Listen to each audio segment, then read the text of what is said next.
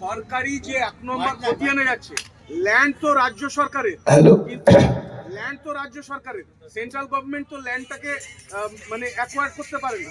রাজ্য সরকারই 1 নম্বর খতিয়ান দেয়, 2 নম্বর খতিয়ান দেয়, সবই।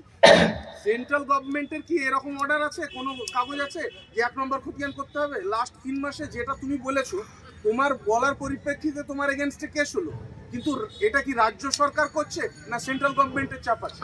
দেখুন, এই যে মুখ্যমন্ত্রী মমতা বন্দ্যোপাধ্যায় বলছেন আমি অমুক করতে দেবো না, তমুক করতে দেবো না, এগুলো রাজনীতির কথা। সংবিধানের 326 নম্বর ধারা কেন্দ্রের আইন রাজ্য সরকার মানতে হবে। রাজ্য সরকার মানতে বাধ্য, না মানলে 355 ধারা, তারপর 356 ধারা রাষ্ট্রপতি শাসন জারি হতে পারে।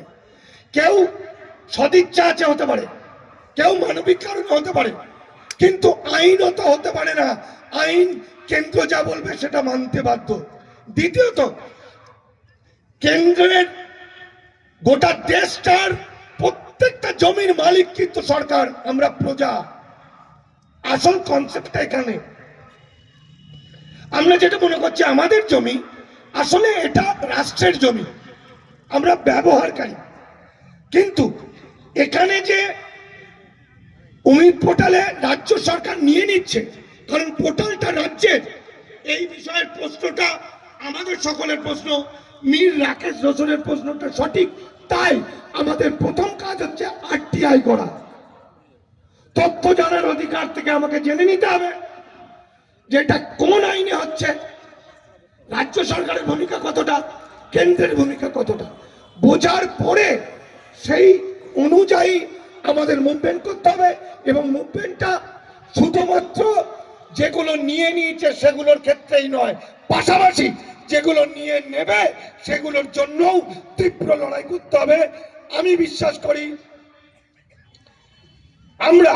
আমি হিন্দু ঘরের ছেলে, মুসলমান নয় যারা, আমরা বন্দুকের নল দেখলে মৃত্যু বলে মনে করি, আর ইসলাম ধর্মাবলম্বীরা বন্দুকের নলকে জান্নাত বলে মনে করে।